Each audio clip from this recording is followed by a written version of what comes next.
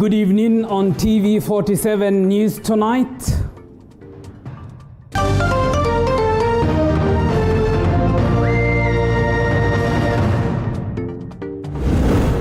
Tonight, former Nairobi City County Governor Mike Sonko breaks down in court during the mention of a graft case against him.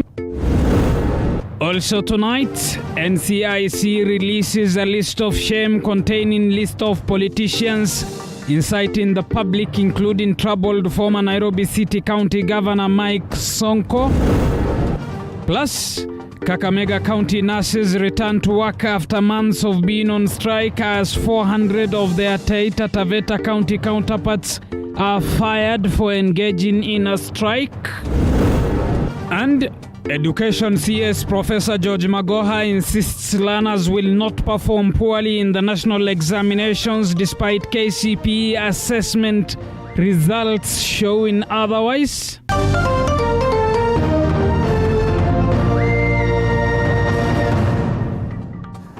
Tonight of all nights, Mini Mbesa is our sign language interpreter. Good evening, I'm Abu Bakr Abdullahi. Welcome to the broadcast. Now, former Nairobi Governor Mike Sonko is being held in custody at Committee Prison, awaiting his bail ruling on Thursday. Sonko broke down in tears today after the police preferred more charges against him when he was arraigned before an anti-corruption court in Nairobi facing graft charges. Joan Minor begins our broadcast from the corridors of justice. Mike Sonko, who appeared before Chief Magistrate Douglas Ogoti for the mentioning of a graft case he is facing, broke down while trying to explain to the magistrate how frustrating the prosecution was. Just compose yourself. Sonko claimed the police had slapped him with more charges after he refused to withdraw an affidavit that adversely mentions President Uhuru Kenyatta's sister. Sonko also expressed frustrations over the move by the court to deny him bail after he was arraigned on Tuesday and charged with several counts, among them assault and destruction of property. So, just on record, last point, why I was emotional. While I was at the DCI's office, after being served with summons in this court, the officers asked me to withdraw an affidavit I had filed in the High Court against one Christina Pratt, who is the president's sister. Then when I refused, they framed up those assault charges. So for the record of the court, it's very important to know that. Sonko is now being held custody at Committee Maximum Security Prison, awaiting to be arraigned at Kiambu Law Courts for his bail ruling on Thursday. Mike Sonko on Wednesday evening presented himself at Kahawa West Law Courts facing terror-related charges. The DCI now wants Sonko to be held custody for 30 days. Joan Minor, TV 47. Interior Cabinet Secretary Dr. Fred Matiang has warned political leaders fueling violence in various parts of the country, insisting that his ministry will crack the whip amid growing political intolerance in the country. Matiang, who spoke while appearing before the National Assembly's Committee on Administration and National Security, further revealed that the Interior Ministry will launch disarmament efforts in violence hotspots in the country. David Mudoka with the details. Hi, how are you? While appearing before the National Assembly Committee on Administration and National Assembly earlier Wednesday, Interior Cabinet Secretary Fred Matiang has warned political leaders against inciting violence in various parts of the country, reiterating that their days are numbered. This comes barely days after legislators Simba Arati and Sylvanus Osoro traded blows during the burial of Kisii Deputy Governor Josh Mangi's father Abel Gongera in Kisii County in utter disregard of the mourning family. Religious gatherings and funerals have been turned into political theaters. This incitement along class line is bad for the country, as it can very easily lead to the disintegration of our national fabric.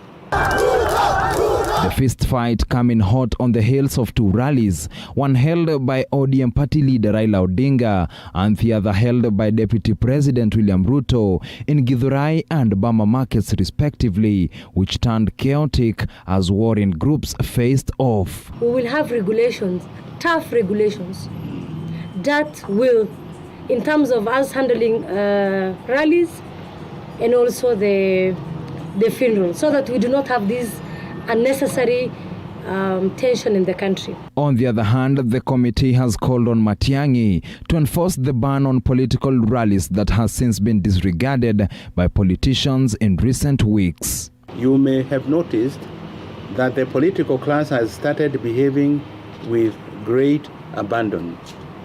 They are openly inciting against each other on the basis of class. Meanwhile, Matiang has revealed that the government will embark on a disarmament operation in violence-prone regions in the country like it did in the volatile Kapedo region at the border of Turkana and Baringo counties. This includes parts of the northeastern region, such as Marsabit, amid ongoing security operations in the hotspots. The CS has said that indeed they have addressed such insecurity issues in the country before, and the issue of Kapedo will be a matter of the past. And equally, he has also promised the matter of Marsabit will be an issue of the past. Some leaders in the region have been accused of not only tolerating, but also inciting the chronic cycle of violence that has seen senior police officers and civilians killed and others injured while scores have fled their homes. David Muthoka, TV47. Now, lawmakers Simba Arati, Johanna Ngeno, Silvanus Osoro, and former Nairobi Governor Mike Sonko have been listed in the National Cohesion and Integration's list of shame. The commission released the list following heightened political temperatures in the country. Nanok Lauren with the details. Former Nairobi Governor Mike Sonko, Emurua Dikir Member of Parliament Johanna Ngeno, South Mugirango's Silvanus Osoro, and Dagoretti North Simba Arati are among individuals listed in the National Cohesion and Integration Commission's list of shame. Osoro and Arati have been listed following the dishonorable altercation where they engaged in a fist fight during the funeral of Kisii Deputy Governor Joash Maangi's father on Monday. Goons who caused chaos in Githurai and Bamba Market have also been listed. We have the name of Mr. Johanna Ngeno and Mr. Mike Sonko. We also have included the names of the two members of parliament who fought 2 days ago in Kisii, and that is Honorable Arati and Honorable Osoros.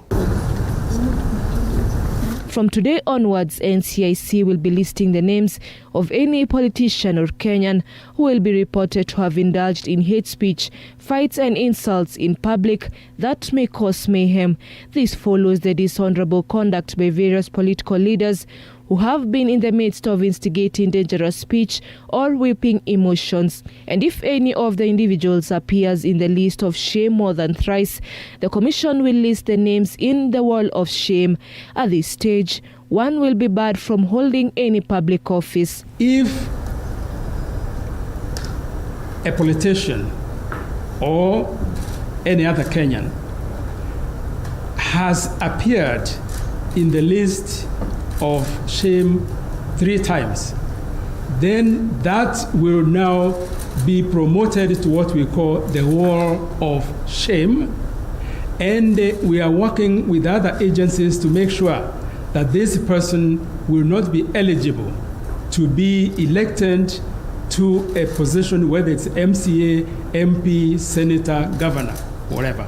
However, according to Baringo Governor Stanley Kiptis, listing is not enough.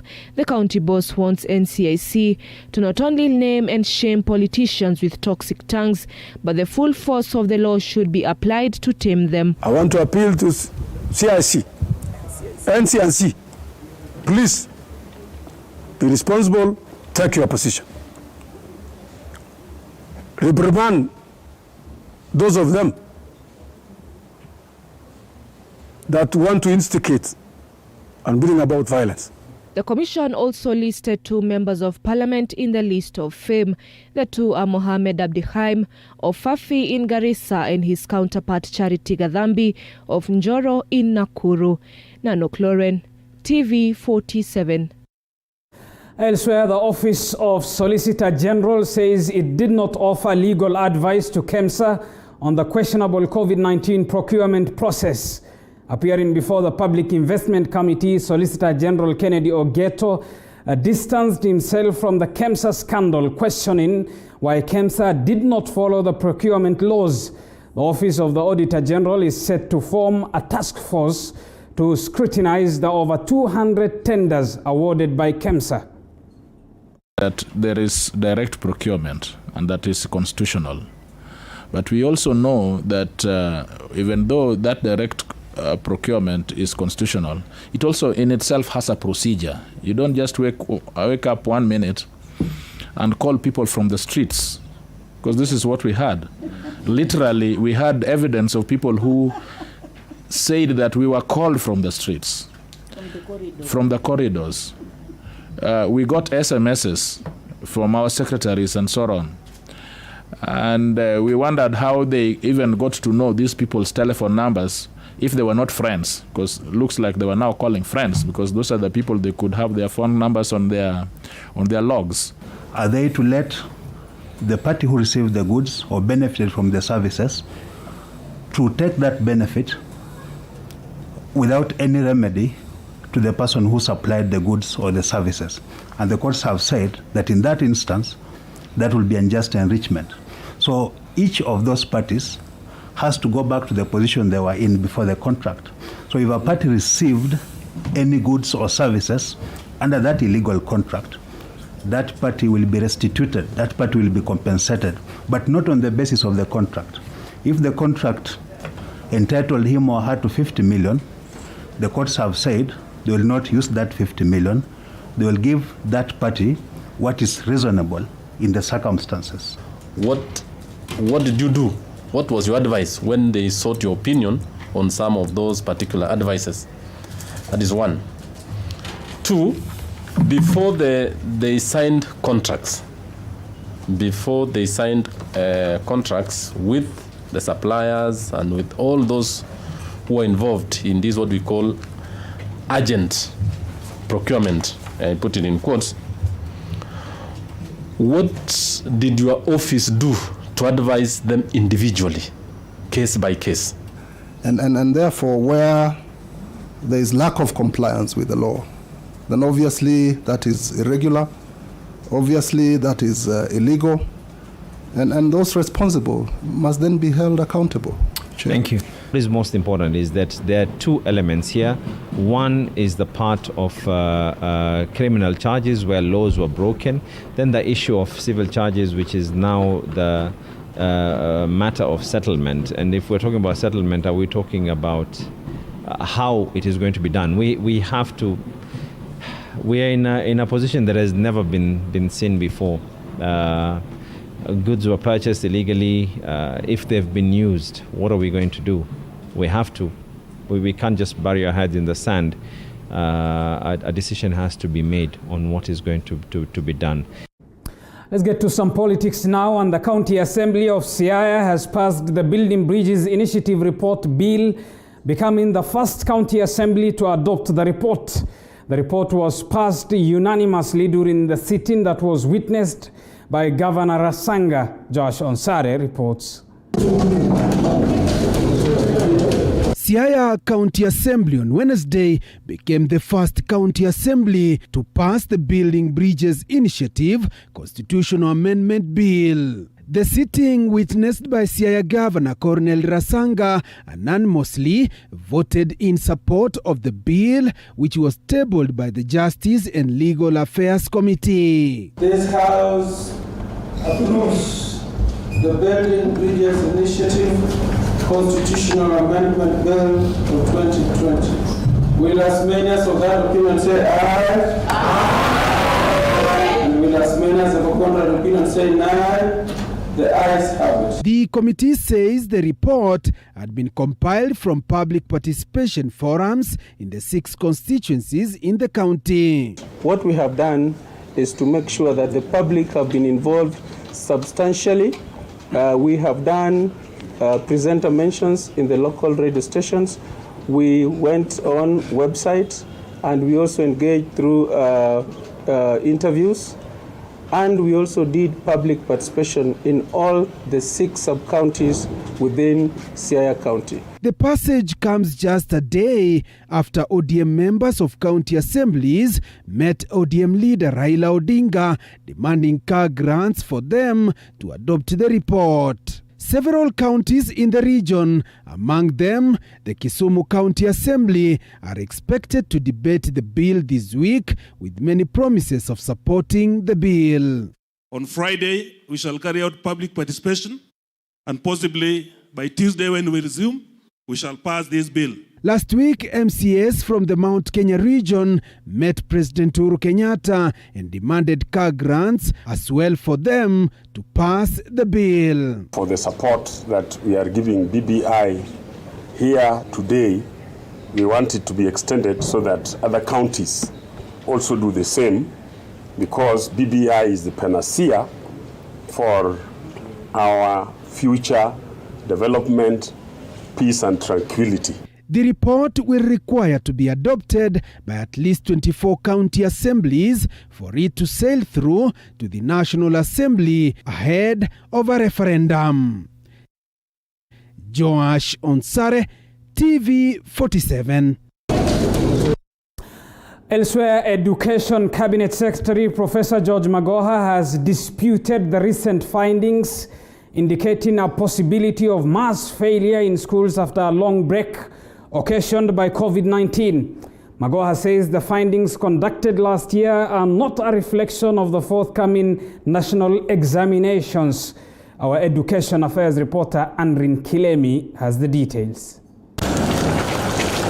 Speaking at Kwanjenga Primary School Wednesday, Education CS Professor George Magoha urged the public to ignore the findings that indicated a mass students' failure. The Education CS saying the findings are inaccurate as they date 12 weeks back. The findings in an assessment conducted in October last year showed that the majority of Class 8 learners performed below average, failing to attain the minimum of 50% in most of the subjects assessed. Don't let it look as if the children were assessed yesterday and since the exam is in 2 weeks or 4 weeks, they are all going to fail. It's very unfair to these children. And I can assure you they are not going to fail, because I've been asking them Form 4 level questions there. And they answered more than 50% of them. So how are they going to fail? And this is a school in the slums. For instance, in maths, Kiswahili, Insha and English composition, only 34%, 39% and 45% of students respectively attained the 50% mark. Magoha, however, lauded teachers for playing a key role in ensuring learners recover the lost time after a long break occasioned by COVID-19. Considering that Standard 8 and Form 4 learners have been in school for more than 14 weeks, since that time, I am more than confident, having taught for 43 years, that the learning interventions by teachers have helped these children to recover the lost time. According to the report, learners in schools located in urban areas registered higher mean scores as compared to those in schools in rural areas.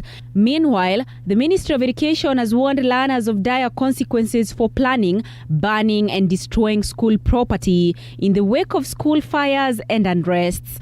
Candidates are expected to sit for their national examinations next month. Andrin Kilemi, TV 47.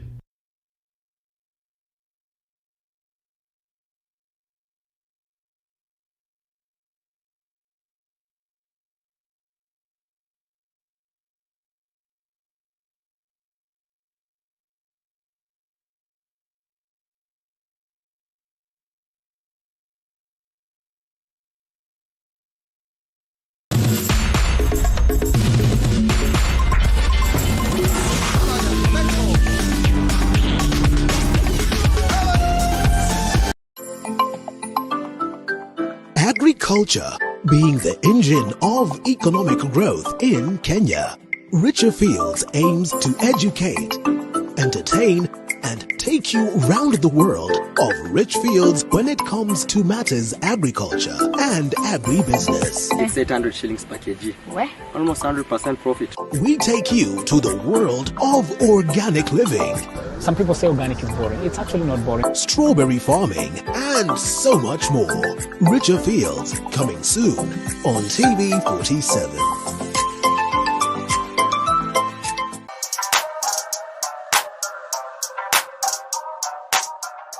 On the Grind, we bring you different entrepreneurs who give the story of their businesses with love and passion. I'm a musician forever.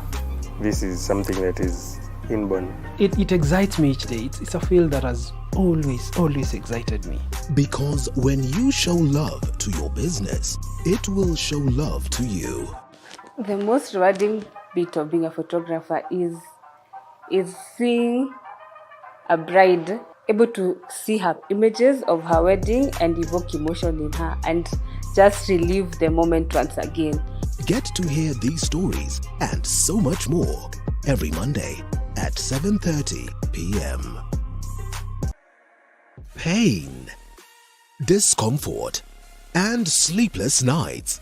These are just but a few of the things we go through on a daily that deteriorate our health. Body Garage is here to remind you on how to love and care for your body's health. Finding our balance. Don't worry, you'll finally come back again. Self-care and love is the best gift you can give. Tune in every Thursday at 7:30 p.m. On Coffee with Movie, we bring you great testimonies from amazing personalities. So wa kwanza alikaa ndani ilikuwa intense cause alikuwa alikuwa atafuta place atawaka akifanya thesis zake. Stories that will inspire and encourage you. You kitu ilisha also ni clap. Sheila told us this is what we've been looking for. And some that will even make you laugh out loud. You have chapa kawa ya kutuliza temperature kabla ya hiyo story. Na wewe hukuleta mandazi bro. Mbona ingeandikwa coffee and mandazi? Make sure you catch the episodes of Coffee with Movie every Sunday at 8 p.m.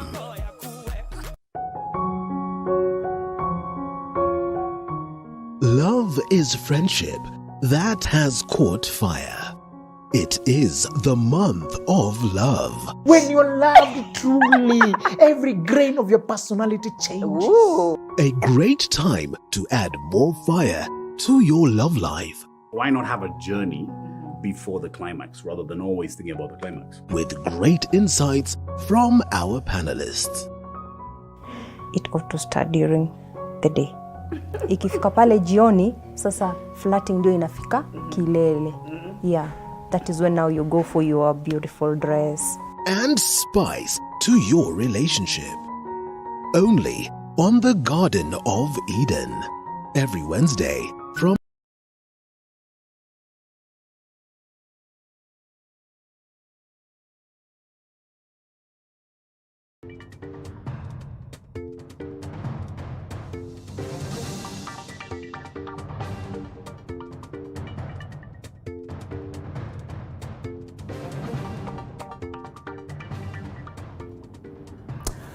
Welcome back. You're watching your channel of choice, the county's television. Let's get to more news. And the healthcare workers' strike is still ongoing, with some counties like Kakamega calling off the strike after successful negotiations with the county government. In Mombasa County, for instance, healthcare workers have insisted on job promotions before they can end their 3-month-long strike, even after the county administration remitting the statutory deductions that were in arrears. Fatma Ngwena reports.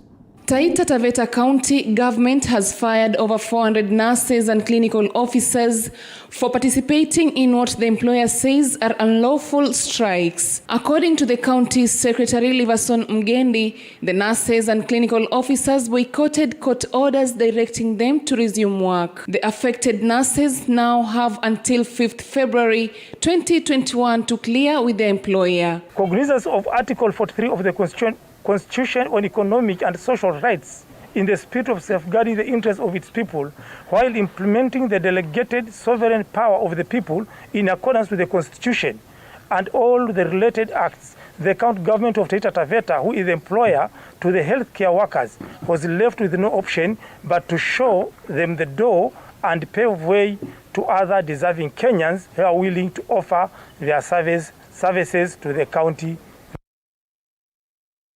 In Mombasa County, striking healthcare workers have urged the county government and County Public Service Board to fast-track the implementation of job promotions and payments of withheld January salaries for them to end the strike and return to work. Mambo ya promotions unajua kwamba pia wamekuwa wakifanya kazi lakini hawajaweza kuwajibika kiwango ambacho sisi tulikuwa tunahitaji. Ni kwamba hitaji letu kwa mambo ya promotion ni kwamba waweze kufanya zile appeals ambazo zinahitajika, ambao ni kwamba wale ambao wanafanya special areas. For instance, kuna wengine ambao wamekuwa wanafanya ICU, they are trained ICU nurses, wengine wako trained kama watu theater nurses, lakini hawajaweza kulipwa kulingana na ile kazi ambao wamefanya. The health workers have, however, lauded Mombasa County administration for remitting their 2-month statutory deductions, including NHIF and loans, for the months of November and December last year.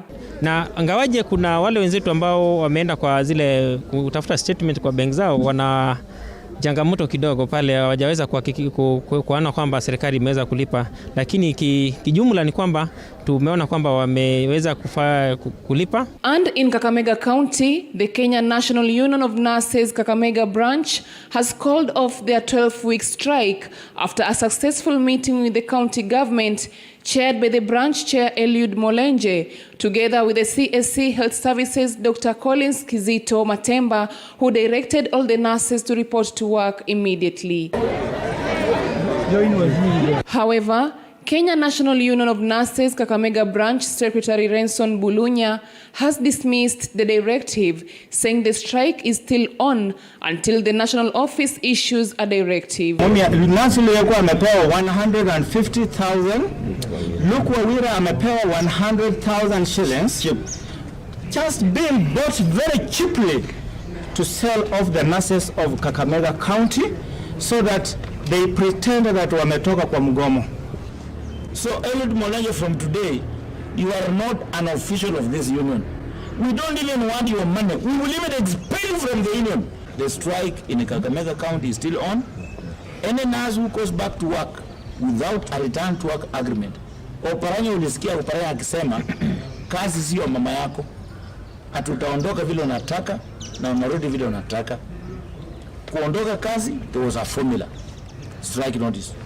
Kurudi kazi, there must be a formula. Fatma Ngwena, TV47. Moving on, former Minister Simeon Nyachae will be buried on Monday, the 15th of this month, the family has said. Nyachae, who died on Monday, will be buried at a private ceremony in Nyasio village, Kisii County. And as Mwangi Maina now reports, political leaders from across the political divide have continued to condole with the family. Our Madam Director and our mama in the back. The family of the late Cabinet Minister Simeon Nyachae has announced that the long-time politician will be buried in a private ceremony to be attended by close family members, preceded by a funeral service that will be held at the Nyanturago Stadium in Nyaribari Chache, Kisii County on Monday the 15th of this month. Leaders continues to stream in at the home of the late minister to condole with family and friends. ANC party leader Musalia Mudavadi celebrating Nyachae as a leader who gave his all, serving with distinction. Musalia says Nyachae was passionate about rural development, which eventually gave birth to devolution. There was the district focus for rural development, which effectively is the foundation of devolution. Mzee Simeon Nyachai drove that agenda with such passion in this country. Wiper leader Kalonzo Musyoka eulogized Nyachai as an astute leader whom the young politicians of their days looked up to. Kalonzo says Nyachai was a go-getter and a minister who was results-oriented. Very, very focused. And an achiever. I actually said before when I sent a tweet, said, go-getter. You want the things done, get to Mzee Nyachai. Join the family in condoling you and mourning your loss.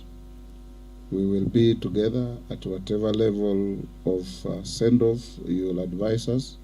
The late Simeon Nyachai passed on Monday afternoon at the Nairobi hospital after a long illness and will be laid to rest at his rural home in Nyasio village, Nyaribari Chache constituency, Kisii County.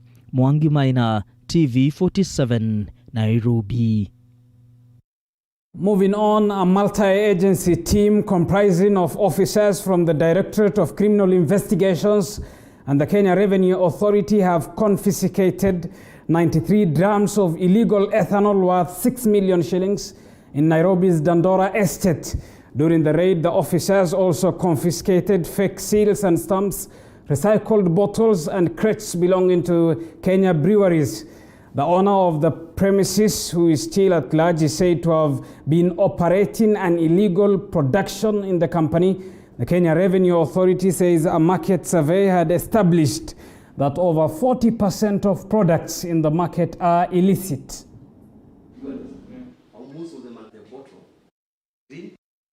Hii kazi tulianza nayo kwa muda. Tulipata ujumbe ile tunaita intelligence. Tukaambiwa kuna kampuni kadhaa zina manufacture pombe bila leseni, wana produce hii pombe bila ya kuweka ama kulipia ile tax tunaita excise tax ile inafaa kulipiwa. Lakini tukiendelea na upelelezi wetu tuligundua wako na factory sababa na ile tunajua ile genuine, na wakati tumefunguliwa tumekuta kuna 2 or 3 production lines. Kama hii iko nyuma yangu ina produce pombe hii inaitwa Batian Special, ndio hii inatolewa hapa nyuma. Ile mtambo ingine ile kitu tumegundua kuna aina mbili ya pombe ile tumepata. Hii inaitwa Icehood. Icehood tumepata vitu mbili ambazo hazifai kuwa kwa market. Number 1, lazima ile kitu una produce utuambie ni nini una produce na ni nani ana produce. So hii kitu ikiingia kwa market hata ukunywe hujui ni nani producer. Ile kitu ingine na makosa ile ya pili tumekuta ya juu. Hii pombe inapakiwa kwa chupa ya plastic na hairuhusiwi kisheria. And it so happens many a times that illicit goods so often have the name special on them. I don't know what really is special anyway. Keep talking to us, send us a message on 22047. The hashtag to use is TV47 News. Time for us to take a short break. We'll be back with more after this break. Stay tuned.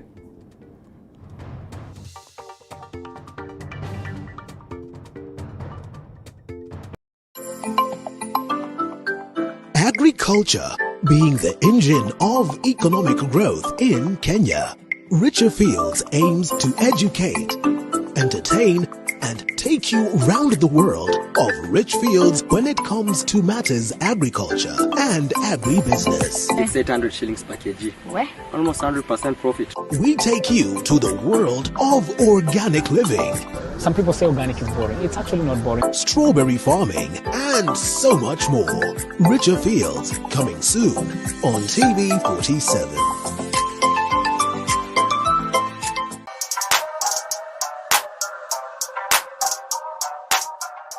On the grind, we bring you different entrepreneurs who give the story of their businesses with love and passion. I'm a musician forever. This is something that is inborn. It excites me each day. It's a field that has always excited me. Because when you show love to your business, it will show love to you. The most rewarding bit of being a photographer is seeing a bride able to see her images of her wedding and evoke emotion in her and just relive the moment once again. Get to hear these stories and so much more every Monday at 7:30 p.m. Pain, discomfort, and sleepless nights. These are just but a few of the things we go through on a daily that deteriorate our health. Body Garage is here to remind you on how to love and care for your body's health. Finding our balance.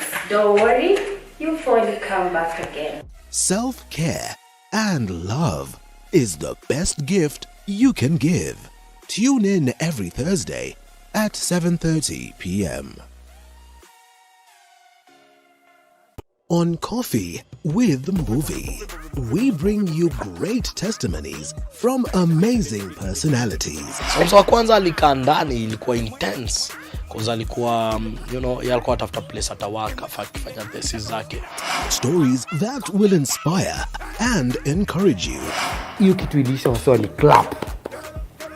Sheila told us this is what we've been looking for. And some that will even make you laugh out loud. You have chapa kawa ya kutuliza temperature kabla hiyo story. Na wewe kuleta mandazi bro. Mbona ingeandika coffee and mandazi ni aya. Make sure you catch the episodes of Coffee with Movie every Sunday at 8 p.m.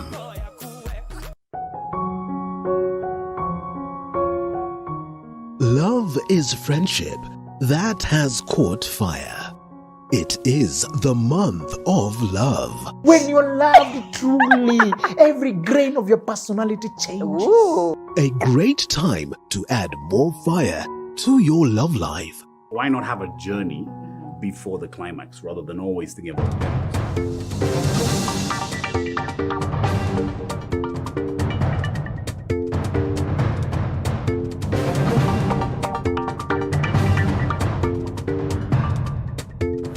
Welcome back to TV 47 News Tonight with me, Abubakar Abdullahi.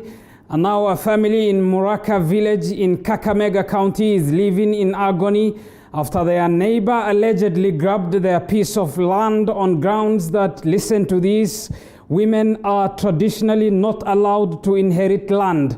And as our reporter Mulindi Kerry now reports, attempts to repossess the land has attracted both intimidation and abuse from the community. Going about their daily routine from this tiny semi-permanent house, their silence in this family hides the pain and agony they have been through. Hii shamba ilikuwa mimi nimeenda nyumbani kwa matanga, nikakuta tu maneno yameharibika. Nikaona sasa walifanyaje, mkatasa huyu mtu asikii, tunamkatasa asikii. Hii shamba ni yetu ya familia yangu, papa yangu ndiye aliniachia kwa mikono yangu. Akasema hii shamba brother yako asipokuwa, wewe ndio utakuwa na miliki hii shamba. Niko na kila kitu, lakini huyu mtu amenisumbua kwa muda mrefu. Amenishika akanipeleka hata chelani. Nikakaa kwa chela na mtoto siku 3. As if defrauding this family the ancestral inheritance is not enough, intimidation has been the order of the day here, and attempt to seek justice from government offices is met with procrastinations that add up to their pain and frustrations. Wafikiria kweli kabisa hii duniani kuna watu wenye wanasaidia wenye hawajiwezi kweli. Nilifika hapo nikatoka jela. Huyu brother yangu alitoa pesa na nikatoka kwa bondi. Huwa naenda kodi akuchi, naenda kodi akuchi. Nimeenda last mwezi wa 12 tarehe 22. Sasa kukua inatakiwa nirudi mwezi wa 4 tarehe 29. Sasa nataka hiyo final nione chenye watanisaidia nayo kwa sababu mimi sina uwezo. The family starts this new month of February. Their prayer is to lead a peaceful life all year through, and their tormentor to show humanity to them. Ni watoto yangu, mimi nalio watoto, mimi na shamba yangu. Hata sijui mwenye alichukua, hata mwenyewe saini hakuna. Hata saini mimi atakuja akasema nataka tufanye hivi hivi. Ananipitanga tu anatoka. Ni mimi nilikuwa mgonjwa, hakuna mwenye ananisaidia. Ndio mimi nisema msaidie sisi yenye serikali nisaidie, kwa sababu hata mimi sijiwezi, mama hajiwezi. Niko tu venye mnaniona hivi.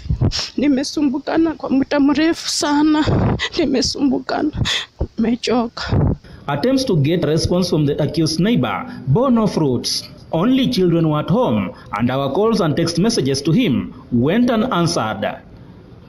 Tulikuwa tukitoka hapa tukienda Sasari, tulikuwa na kesi ya shamba, lakini tukifika kotini tukapata tuko na kesi ambayo hatukuwa nayo. Mimi nimestakiwa na wizi, tata yangu amestakiwa na kesi hata amepomoa fence. So hata wakati maafisa walikuja hapa kutuchukua, tuliwaambia hii fence imepomoka. Ile fence tulikuwa tunatoa ilikuwa ya tata yetu, lakini hii kwa ya mtu mwingine. Akasema hii shamba ni yake, alipewa na kotini. Mwenye anataka kujua maneno ya hii shamba aenda apewe court order. Mulindi, Kerry, TV47, Kakamega. Elsewhere, a report by the Kenya National Examinations Council has painted a grim picture of Class 8 pupils' proficiency in all subjects. According to the report drawn from the assessment examinations issued in October, many learners scored below average. The poor performance being attributed mainly to lack of consistent engagement with learning materials for a majority of the learners. But as Calvin Chitwa now reports, some learning institutions that were aware of this impact improvised other ways of keeping their learners engaged in schoolwork. It was bad news for hundreds of thousands of pupils when the KCPE assessment report was released Tuesday. The report showed massive failures by many pupils who are set to sit the national examination. And now, even the directors of some technical and institutions of higher learning are concerned. Kenya National Examination Council to look into this issue, because I know a set mind that is prepared will be ready for the exam. However, as they continue doing for the exams, some of them are struggling. They have no school fees, they have not paid anything, and some of them are even sleeping without food. They fear that the challenge faced by pupils and students in primary and secondary schools may also apply to students in institutions of higher learning. We need more time for most of these students, especially in tertiary colleges. There are some who are sick, there are some who are not prepared, and yet immediately we opened, they continue sitting for the exams. The long break due to COVID-19 pandemic brought with it a myriad of challenges to the education sector, some of which still remains a challenge for both learners and tutors. As a student who is preparing for an examination for August, we've created some groups like in WhatsApp. But as a way of keeping learners engaged during the COVID-19 pandemic period, Nehema Institute of Science and Technology decided to establish a farm with various farming activities, and while students could not meet at class due to the Ministry of Health COVID-19 protocols, they got an opportunity to access the farm and gain various skills. What we are doing here is it's part-time. It's what we learn from time to time. That is because of when COVID-19 came, it was now time that you don't know what to do, you don't have anything to do, so you have to learn maybe one or two things. Apart from the agricultural activities, the institution has also used the large space at the farm to conduct lessons. Sometimes we have used the farm as classes. If you see, we have some tents we have erected all over the farm, the enough space. This was informed by the proposal by Education CS Professor George Magoha for institutions to utilize any available space to ensure learning continues comfortably without congestion. This money can be wired. Calvin Chitwa, TV47, Uasin Gishu County. Thank you, our North Rift Region reporter Calvin Chitwa.